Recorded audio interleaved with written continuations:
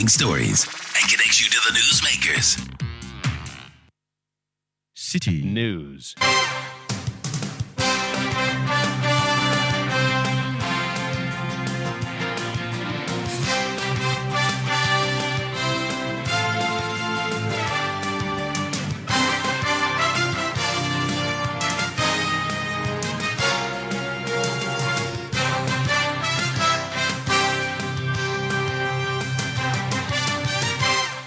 It's midday. A very good afternoon to you and welcome to the Citi Prime News on 97.3 Citi FM.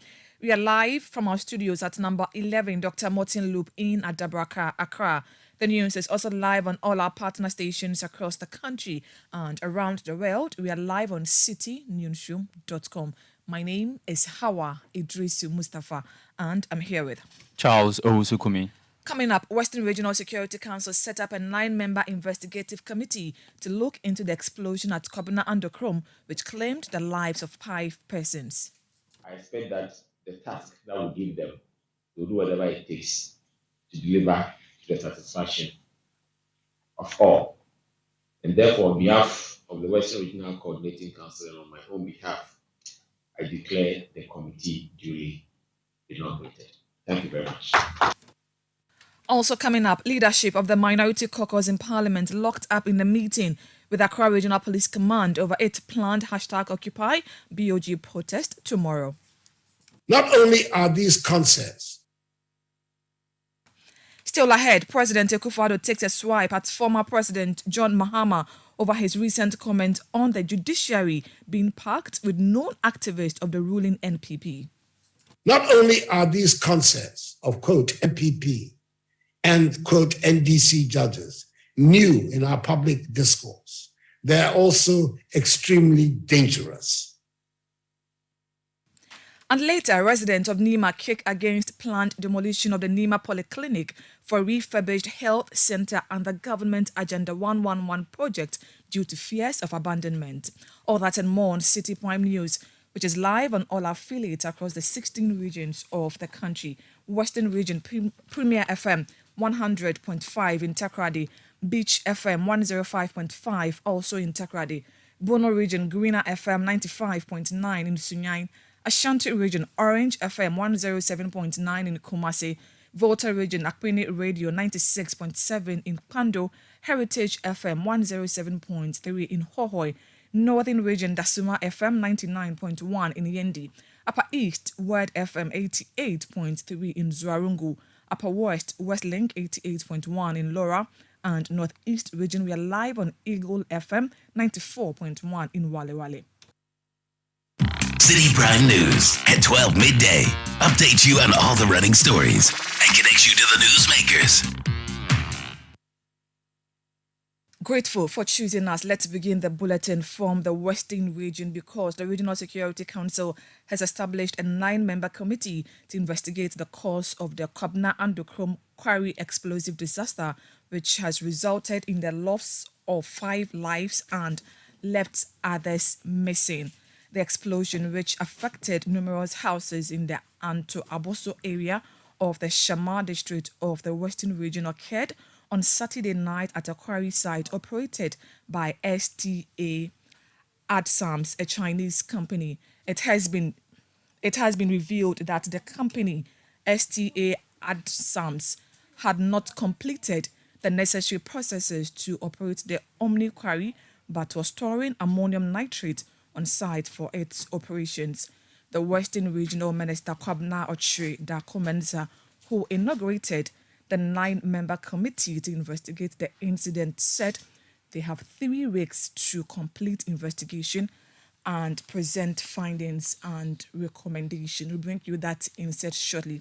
But the news is that the Western Regional Security Council has set up a 9-member committee to investigate last Saturday's incident at Anto Aboso in the Shama district of the Western Region, which claimed the lives of 5 persons, and we understand some persons have also been unaccounted for. That is the news we are picking up this afternoon. We'll bring you that particular insight shortly. Now, in some other news, President Akufo-Addo has responded to former President John Mahama's recent remarks in which he accused the government of appointing individuals affiliated with the new Patriotic Party to the country's judiciary.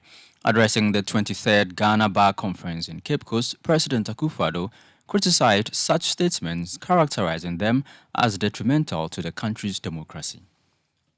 In the case of appointments to the Supreme Court, because of its unique position in our judicial structure, there are the additional requirements of the Council to prove valid.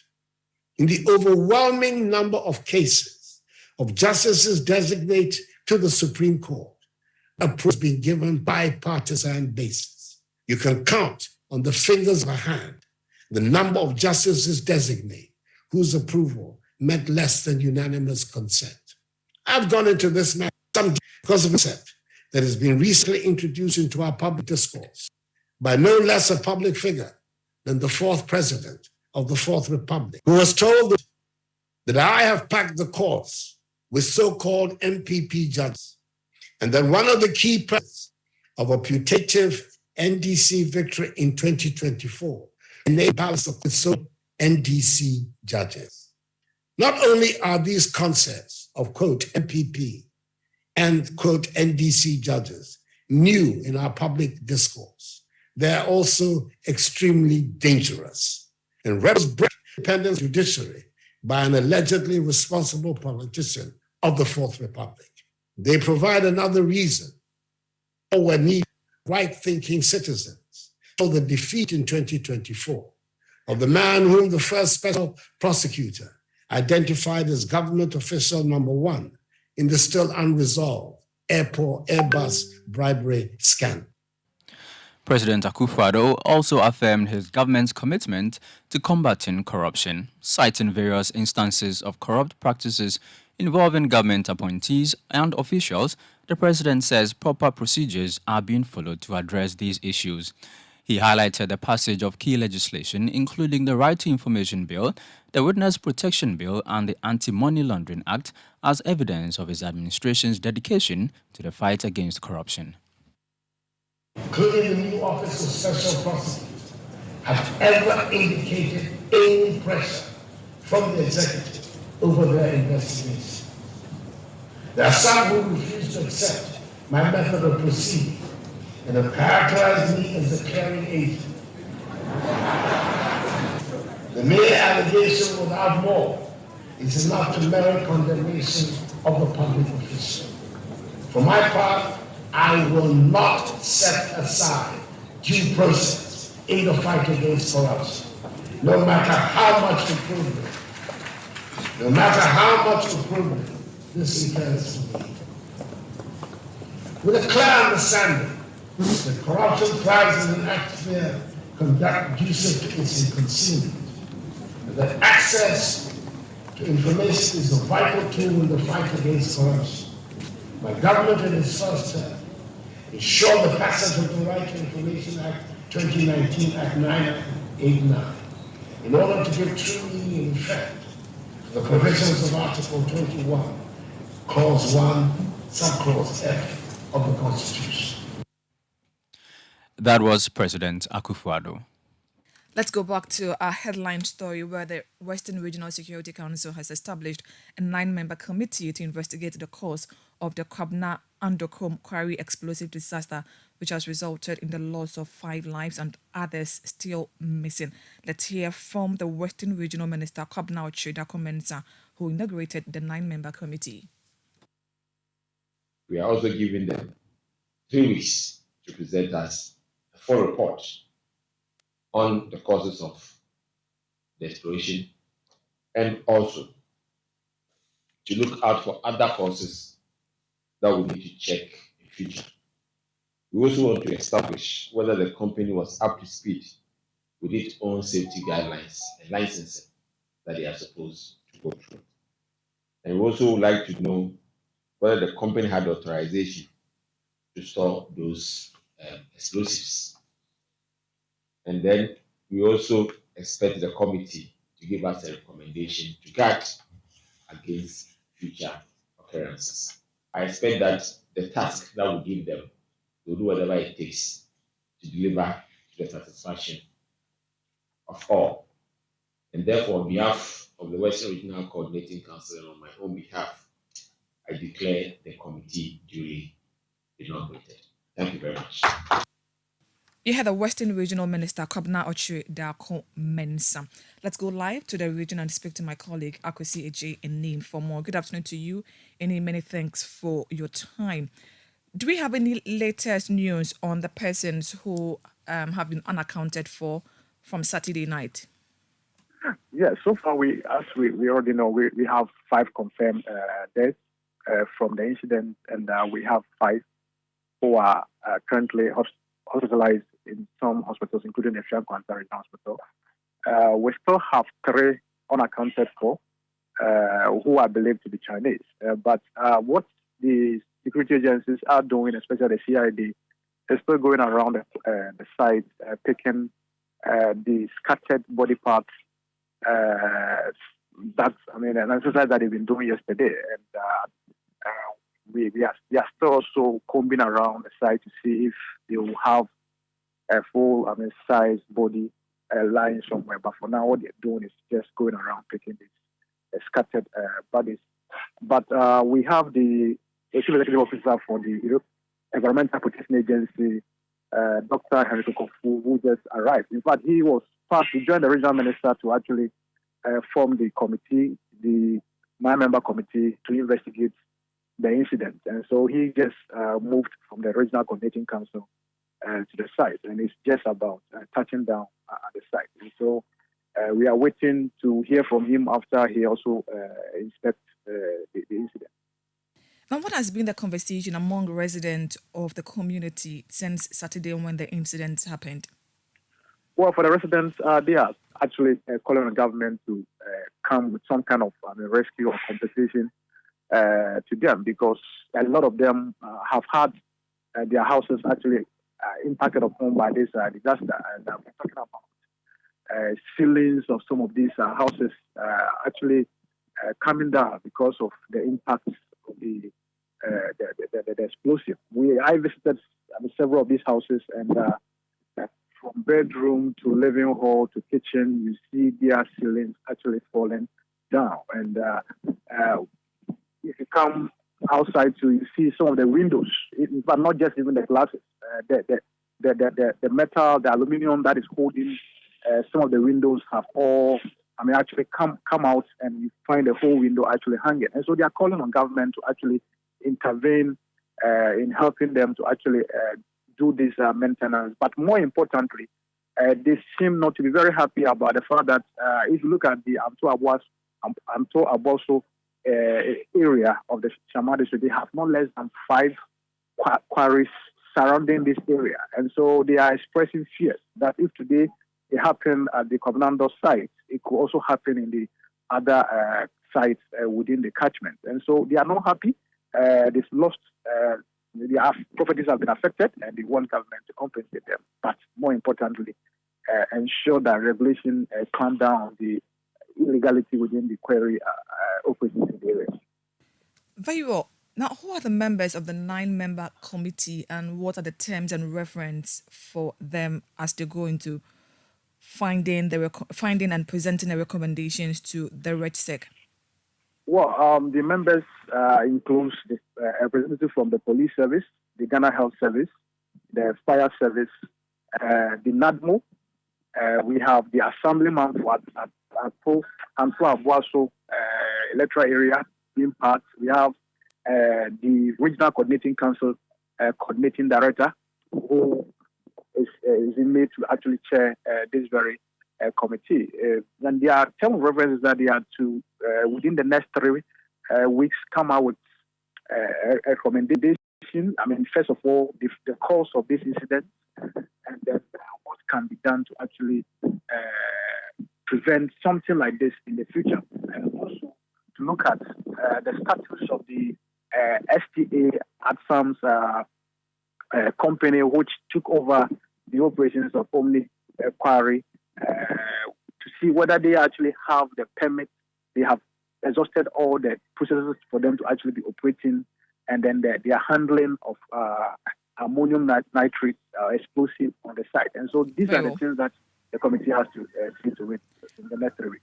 Thank you very much. That was my colleague in the Western Region, Akwesi Eje Enim. Let's stay a while on this subject because the Minerals Commission has revealed that the quarry in Anto Aboso at Shama, which experienced a devastating explosion on Sunday, was operating without proper authorization. Now, the Commission's mine inspectors had noticed that the company was conducting nighttime operations, presumably to avoid detection by Commission officers and the local task force, which included police and members of the Sand Winners and Quarry Association. During a routine monitoring visit by inspectors from the Takrady office of the Commission, it was revealed that the company was engaged in site cleaning and preparatory works and had operated machinery and equipment on site without obtaining the Commission's approval. In an official statement, the Commission confirmed that their preliminary investigations confirmed that the site of the explosion was the subject of an application by a company named STA Atsams Enterprise. Now, the National Disaster Management Organization in the Northeast region is appealing for assistance to provide relief items to victims affected by last month's flooding. The heavy rainfall led to the submersion of houses, farmlands, livestock, and valuable belongings. Additionally, the main bridge connecting Gambaga to Nalerugu collapsed, making certain areas of the region inaccessible. In an interview with Citi News, Al-Hassan John Kweku, the public relations officer for NADMO in the region, stated that while they have distributed some relief items, there is more needed in light of the extent of the devastation. Yes, we have distributed, we have 2 municipalities in Northeast region and then 4 districts. So almost all the districts were affected. So the relief item we have received, we have distributed to all the districts. It's not enough because if you look at the quantum of destruction that has taken place, and then the number of people that were even displaced, I can tell you that what we have given is not enough. But the appeals that we've made to other donor partners, these global communities, they have come in and have been able to help a bit, which is hopefully not inadequate. So, yes, like we've given, but it's not enough because the people are really suffering. So that was why we, through your network, were appealing to other organizations to come to the aid of the people. And then most of the roads, portions of the roads have been washed away. So basic economic activities are also affected. For instance, the Eastern Corridor route, how to access Bintri, Namon, Nanson, and even Busigu through the Eastern Corridor route is a big problem. And the Nanson district, too, most of the roads too have been washed away. So it makes it difficult for residents in that district to undertake economic activities. Al-Hassan John Kweku is the Public Relations Officer for the National Disaster Management Organization in the Northeast region. Our security analyst Emmanuel Coutin has lauded the invitation of Dr. George Akuffo Dampare, the IGP, by the Parliamentary Committee investigating a leaked audio tape purporting a plot to remove him from office. The IGP is scheduled to appear before the committee tomorrow in response to accusations made against him by earlier witnesses.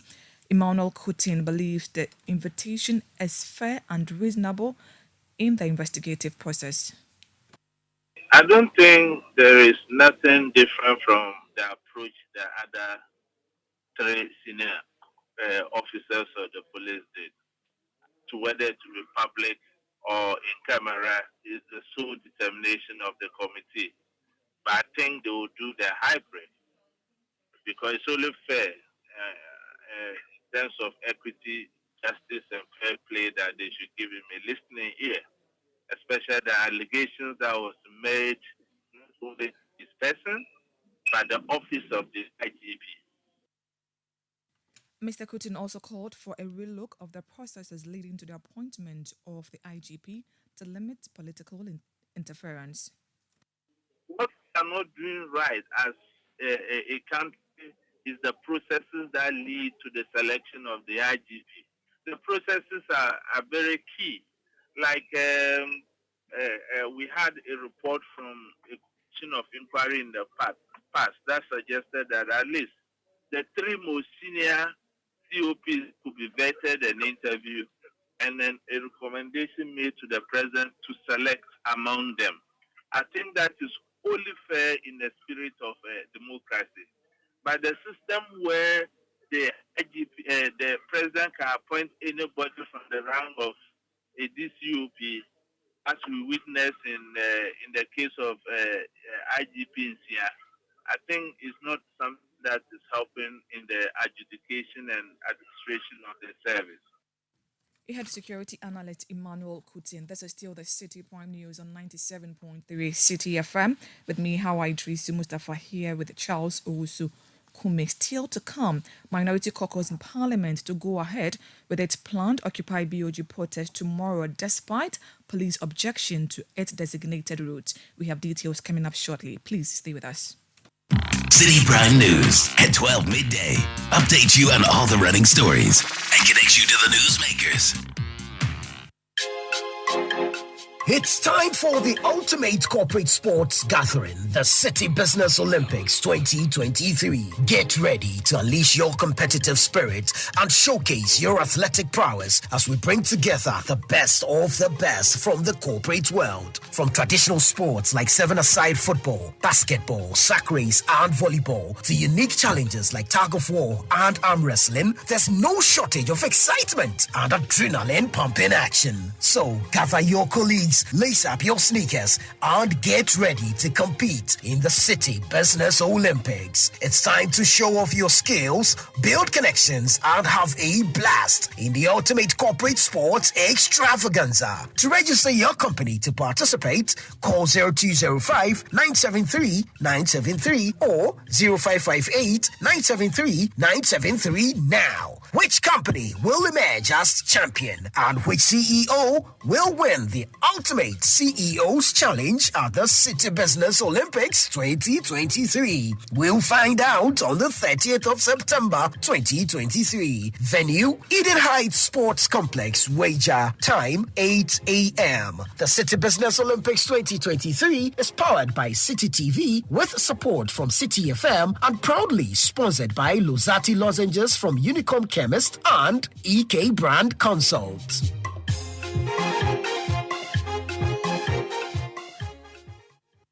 Citi Prime News at 12 midday. Update you on all the running stories and connects you to the newsmakers. You're welcome back. The Member of Parliament for Ashaiman, Ernest Nogbe, is scheduled to visit the Ashaiman market today following a devastating fire outbreak that consumed approximately 40 shops. This incident, which took place yesterday, is the latest in a series of market fires occurring across the country. Firefighters have cited the inaccessibility of the facility as a factor that contributed to the rapid spread of the fire to other shops. In an interview with Citi News, the MP expressed his dismay over the unfortunate incident. It's just unfortunate that the incident occurred, I think, about 1 a.m. yesterday dawn. And so I was called by the residents and then the market women, I think, yesterday in the afternoon. That was when, because I was out of town. And when I got back, they informed me about the incident. I'm on my way to the place to ascertain the reality and then the extent of damage. See what exactly happened and then how extent the damage occurred. Ernest Nogbe is Member of Parliament for Ashaiman Mineral, the Director of Public Affairs at the Ghana National Fire Service, ACFO1, Timothy Osafo Afum, tells Citi News a team of fire officers are back at the market to continue their investigations. After the incident, we are back this morning there to continue with our investigation to prevent the fire from spreading to the other parts of the market. We observe congestion as one of the factors there. So we'll be speaking to the assembly to see how best they can decongest the market sort of, so that in the event of such an incident, the spread will be minimal. That was Director of Public Affairs at the Ghana National Fire Service, ACFO1, Timothy Osafo Afum. Now, the Ghana Immigration Service and the Customs Division of the Ghana Revenue Authority have jointly confiscated a total of 64,000 packets suspected to contain marijuana in Atikpri, a border community within the whole municipality of the Volta region. Sources report that these seized items were discovered on Thursday, September 3rd, abandoned at a location in the Atikpri community.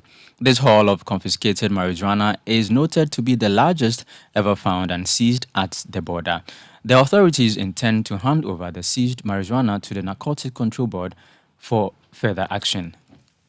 The Electricity Company of Ghana, ECG, says it has incorporated 60,000 new customers into its database who were previously using electricity illegally.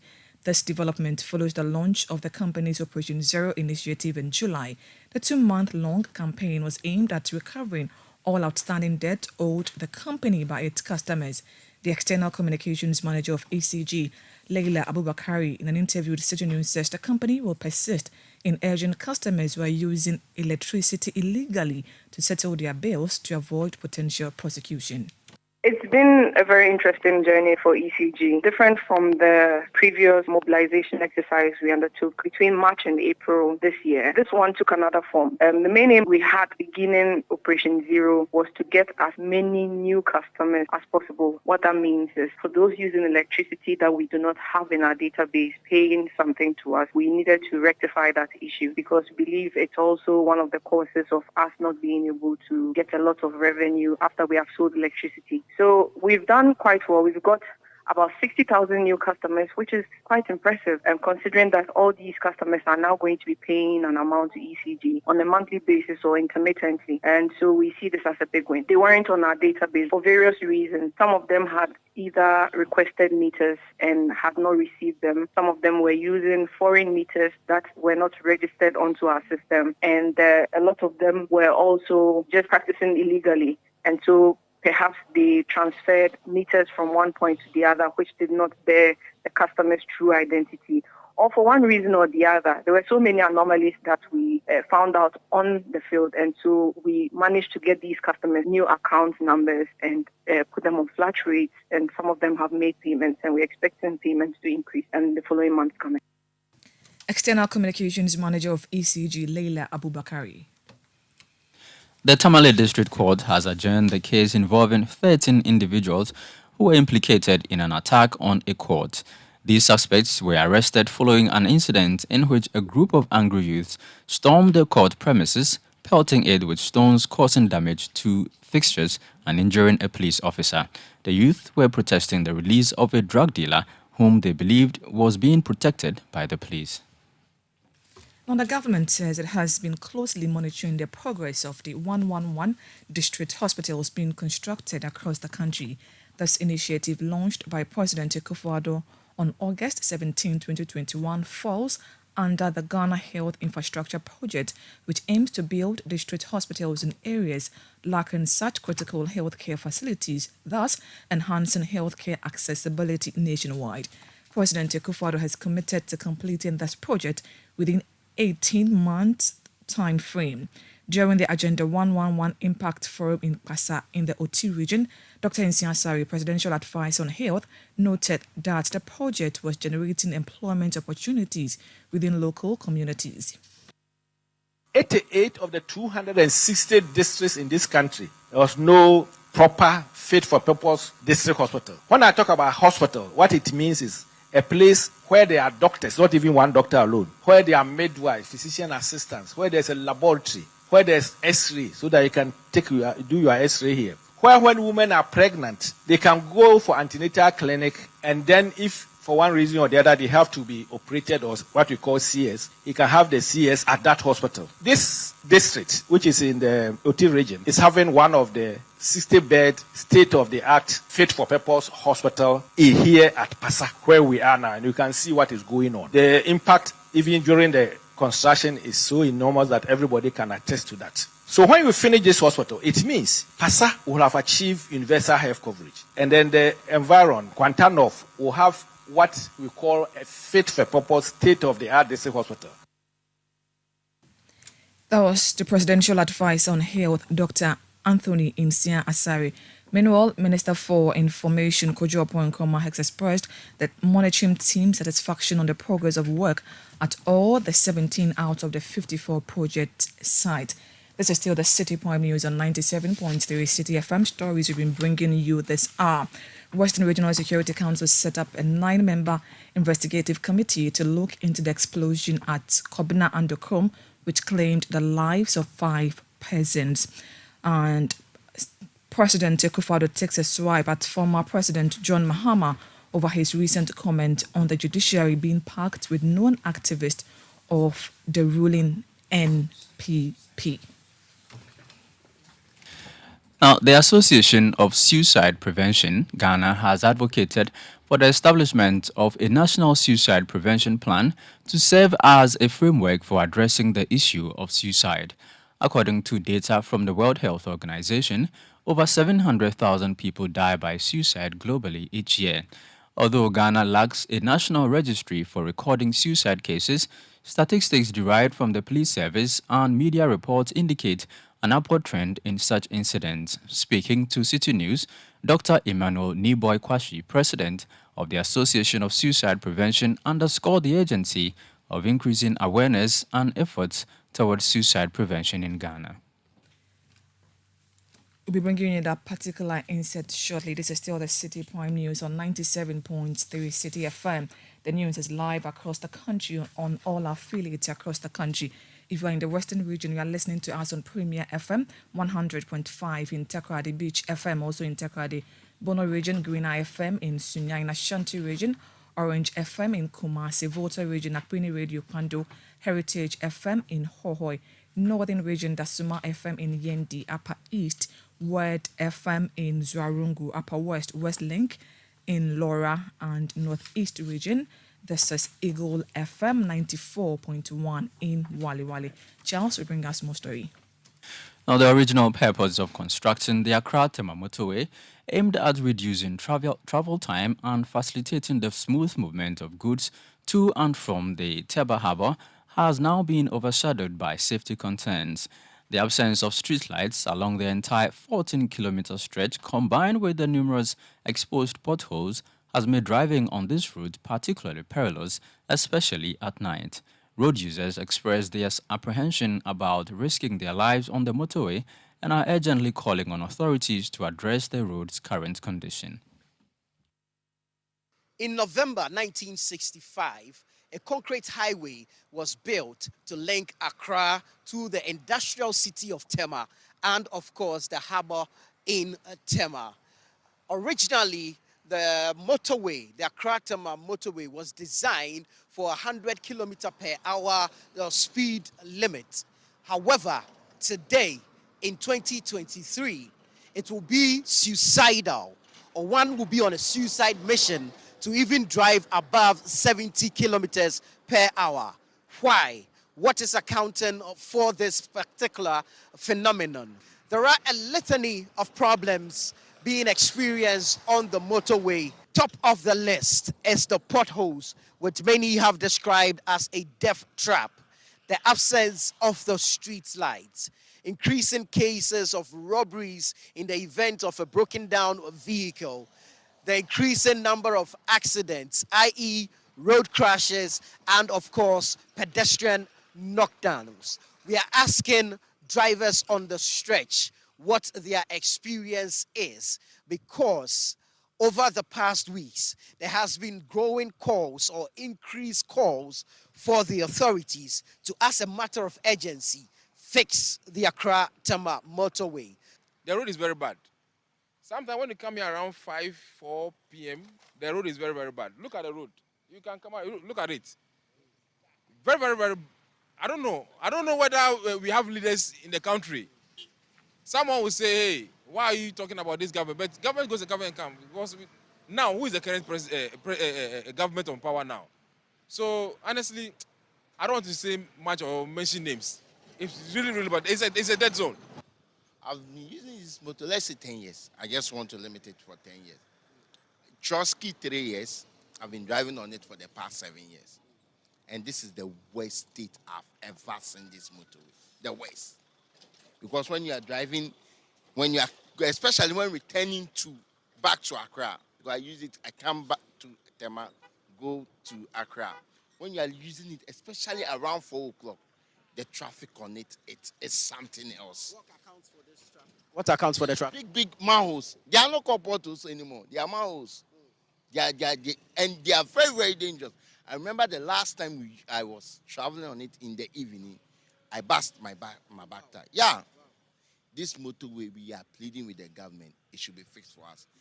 My major problem is this country, we don't think things serious.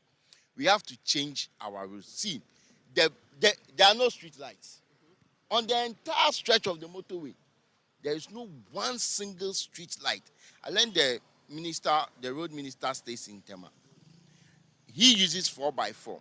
I'm pleading with the government. If we can change the road minister's car to a saloon car, maybe he will feel what we are feeling. And secondly, let them also buy some of the spare parts. Because now I can't even, every 3 weeks, I have to change my links. Every 3 weeks, I have to change my links. It is really, really unfair. From here all the way to Accra Mall, there's no street light. It's very dark. So when your car spoils here, you are in danger. The last time one of my friend's car just spoiled at where the bridge is. He left the car there. The next day when he came, remove all the 4 tires. So that means the robbery is also going on? It's also going on here. Very, very dangerous. If your car spoils here, don't be thinking if you are not able to tow the car to a safer place and you live here, the next day you won't come and find the car. We'll move to the various sectors where pedestrians typically or would usually cross. It will start from the underbridge between Tema and Ashaiman, where you have the overhead. Of course, to the underbridge crossing, originally designed for cattle to cross. Then you also have pedestrians crossing at the 18 junction end of the motorway, crossing from Spintex to Borteman. And when you go further, you have a lot more people crossing from Manette to Spintex or vice versa. So I noticed that you're crossing from, if I am right, the 18 end. Where are you coming from and where are you heading? Okay, so I am from the Spintex road right now. Normally, I pick an Ashama or a Temaka, and then I get down at the 18th end of it, and then I cross. But currently, I'm from church, so I use the Spintex road. And then I picked the taxi that dropped me at the runabout. There's a runabout in there. So it dropped me there, and then I walked because most of the taxis refuse to come to the end of it. When it's about 8 o'clock, they say that the road at the other side where they will have to go back is not good. So they drop us very far away from the motorway, and then we have to walk, get to the 18 junction, and then we cross. Let's look at the danger of crossing the motorway, especially at this time of the night. So the strategy I realized we all used, in fact, I just came to live here 2 months ago. So the strategy we normally use is to make sure that the vehicles are far away from us before we cross.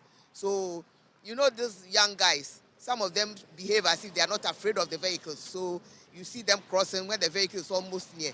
But majority of us normally stay away, wait until the vehicles are very far away before we cross, on both sides. Whether we are from here and we are going to the other side of the motorway, or we are from the 18 junction and we are crossing to the Borteman flats. That's what we do. Have you witnessed any accident on the motorway? This week, there has been 3 accidents. I think one happened on Saturday, and then one happened on Monday, and then Tuesday. Because both days, there was a lot of traffic around, and we didn't know what was happening until they said this is what has happened. You think the motorway has outlived its purpose and so it should be reclassified and maybe some auxiliary features such as a footbridge and all be put on it? Of course, yeah. Why did you say so? Because talk of the crossing I was talking about. If we have, let's say, a footbridge, pedestrians can just cross that instead of crossing the main road. Okay, I think it's going to help. There are even times where you see, the cows and all that crossing the motorway. It just doesn't make sense. Have you ever witnessed an accident on this road? Yeah. What was it like? Several times. How frequent? Several times. In fact, I have escaped narrowly from accidents on this road more than 4 or 5 times.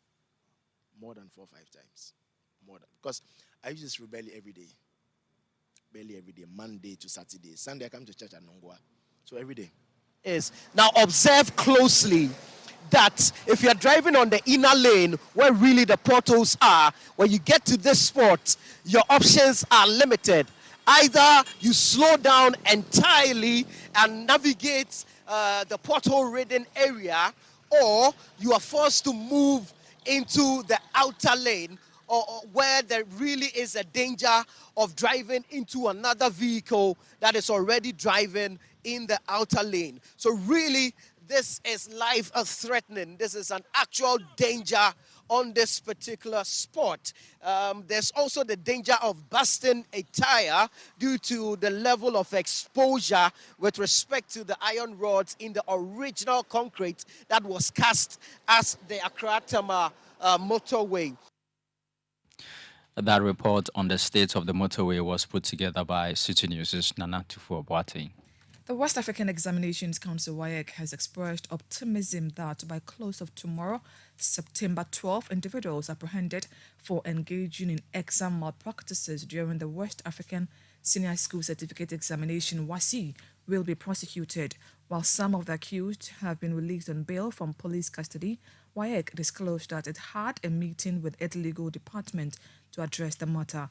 The head of public affairs at WAEC, John Kapi, expressed the council's unwavering commitment to holding those involved in such misconduct accountable. There was a legal brief so that the courts are resuming today. I'm sure anytime from tomorrow we'll begin to send to them. Some of them have been bailed from the police custody, and they are being prepared to go to court here. Well, we are committed to conducting incident-free examinations. We have increased our presence across the country, and we are ensuring that wherever there are issues, we have measures put in place to be able to curb all of these things. All those who have, breached our rules in one way or the other are going to be prosecuted. That much we can assure everybody. That was the head of public affairs at the West African Examination Council, John Kapi. This is still the Citi Prime News on 97.3 Citi FM with me, Hawa Idrisu Mustafa. This afternoon, I'm here with Charles Owusu Kume, still ahead, resident of Nima, kick against planned demolition of the Nima Polyclinic for a refurbished health facility under Government Agenda 111 due to fears of abandonment. We have details coming up shortly. Please don't go away. Citi Prime News at 12 midday. Update you on all the running stories and connects you to the newsmakers.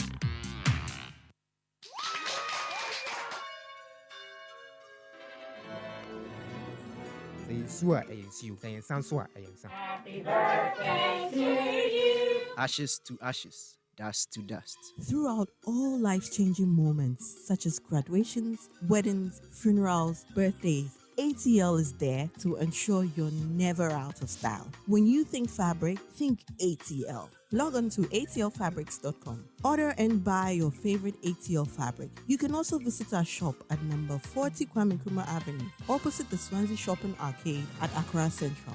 Also available in leading fabric dealer shops in Accra, Kumasi, and Cape Coast. ATL, bringing fabric to life.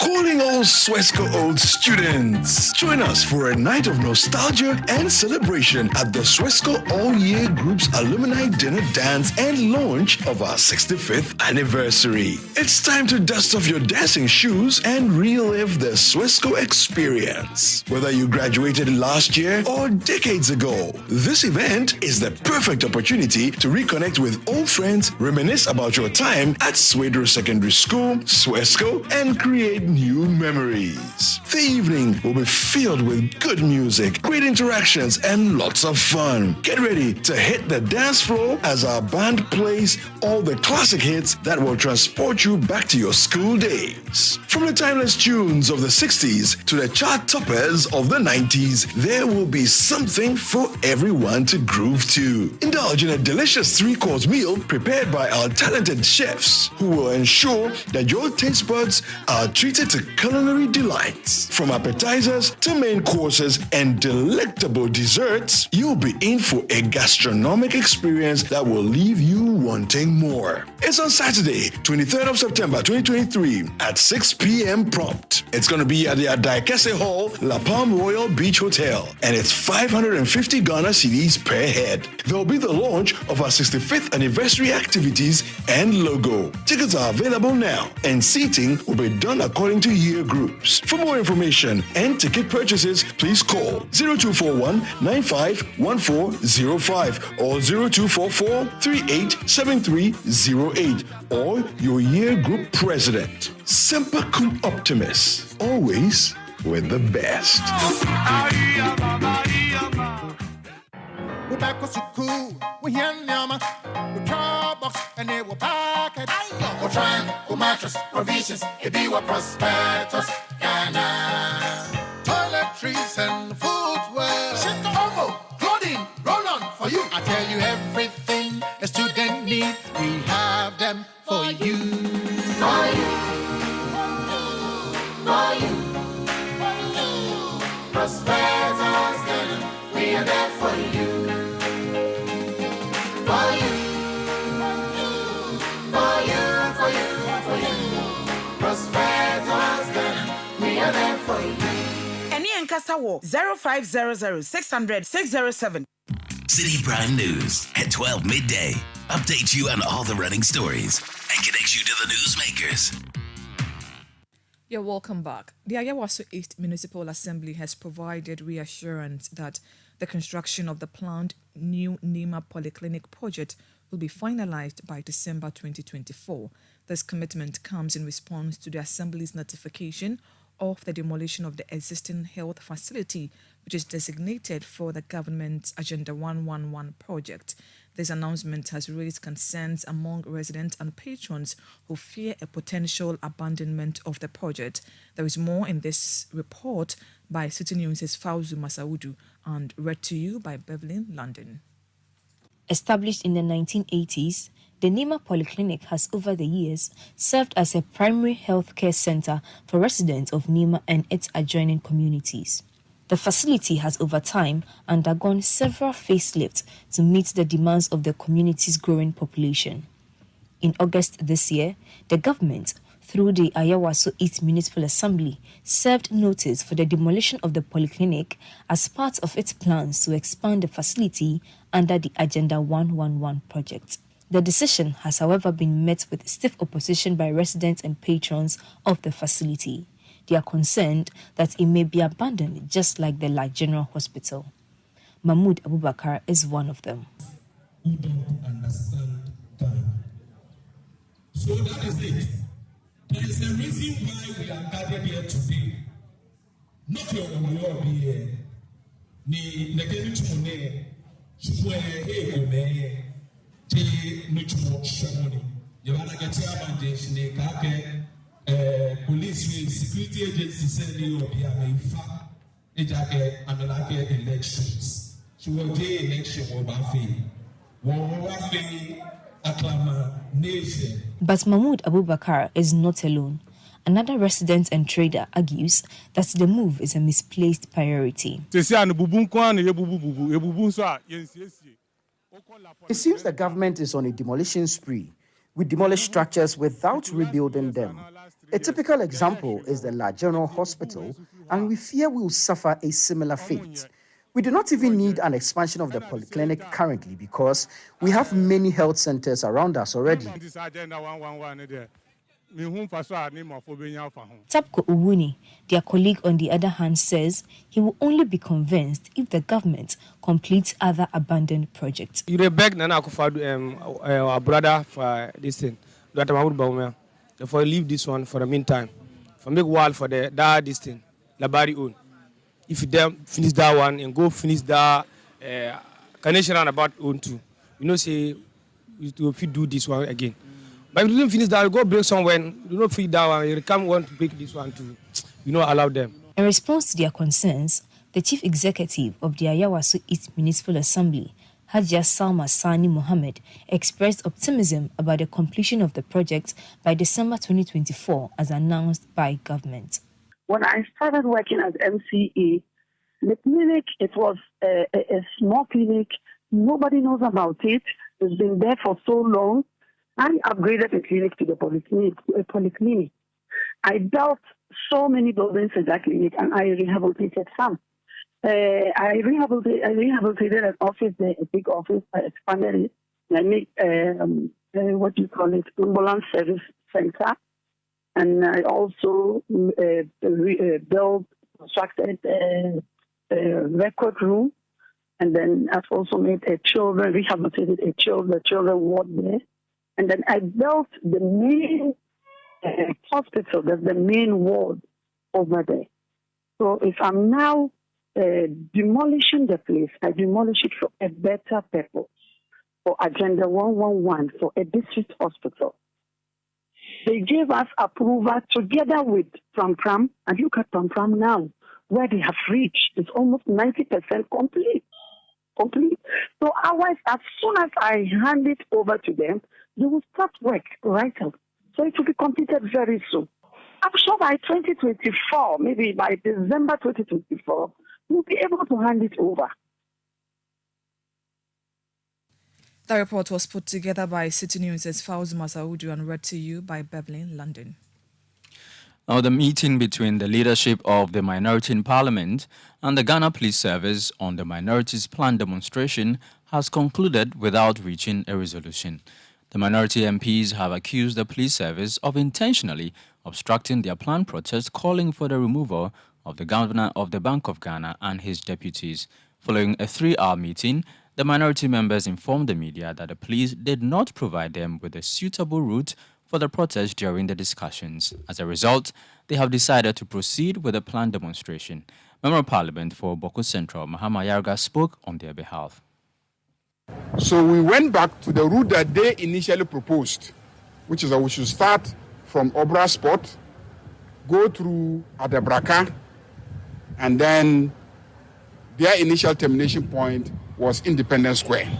So we said, okay, we are accepting your route.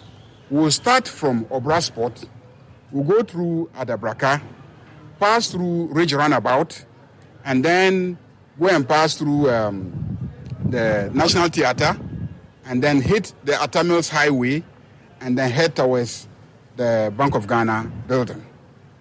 2, and they agreed. They agreed to the route, okay?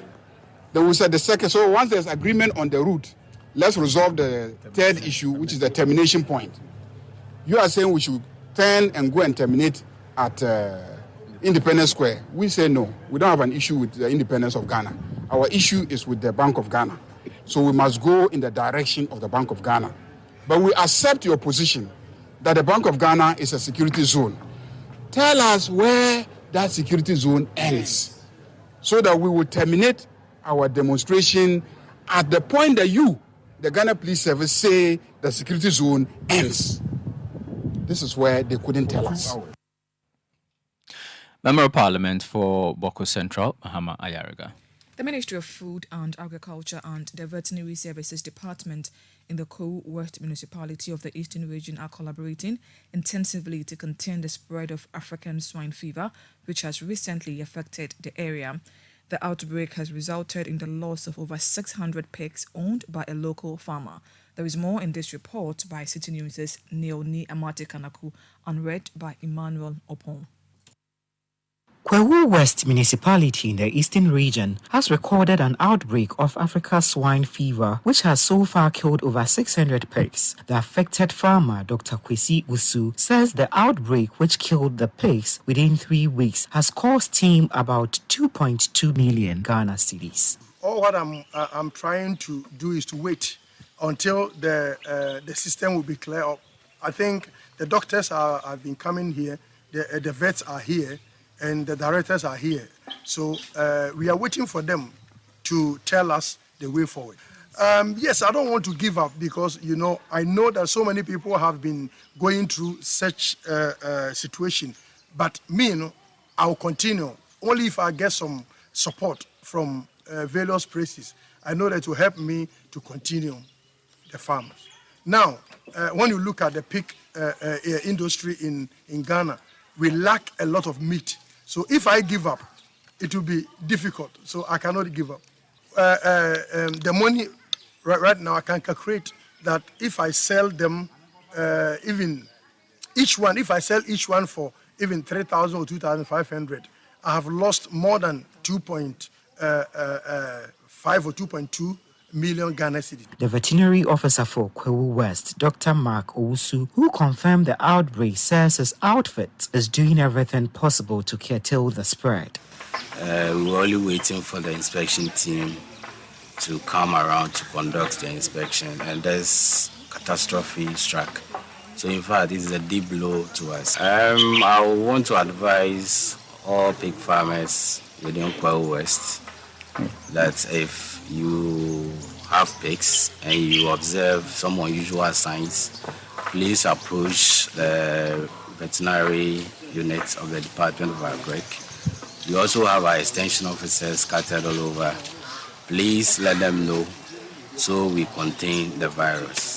On his part, the Municipal Agriculture Director, Francis Dugbache, urged all pig farmers to immediately report any symptom to veterinary officers. We've recorded the African swine fever outbreak on the 28th of August. So we are still on it. In the district, now we are at Akobo Farms, and we've lost more than 500 pigs to the outbreak. The farmers, we are advising all of them to be patient and do not allow any new pig to come to your farm. Do not move your pigs. Do not sell the pigs within Kwewu West. We are organizing a seminar for the farmers. So we put them through all the do's and don'ts. But for now, they should all calm down. The situation is under control. Consumers of pigs, the virus does not affect human beings. So consumers of pigs are safe. Just that the farms that are affected, we don't want the pig meat to go outside due to the spread. It's not infectious to human, but it spreads so quickly. And when it gets to your farm, it will clear all your pigs within weeks. So we want to stop that economic loss. Even though it's not zoonotic, we are looking out for the economic losses.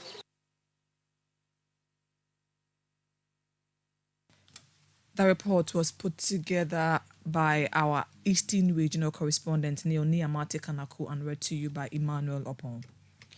The Coalition of Aggrieved Customers of Men's Gold is urging President Akufo-Addo to provide them with financial assistance while they await the court hearing of CEO Nana Appiah-Mensah on September 19, 2023. The group has announced plans to hold a vigil on September 12 to commemorate those who lost their lives due to the Men's Gold ordeal. In an interview with Citi News, the group's convener, Fred Forson, appealed to the president to help recover their locked-up investment while the criminal proceedings are ongoing. We shall make a reminder to the President of the Republic to give us a financial bailout whilst the criminal case proceeds from the 19th of September. And our contention is that Parliament has given an indication that Attorney General has also made a commitment with the filing of the new 39 charges. And these actions is more or less bringing life back to the customers. And we believe that it is time that the President also speaks. And when the President speaks, then customers will have that sign of relief. Because he has the final authority. He decides whether customers will be paid or not.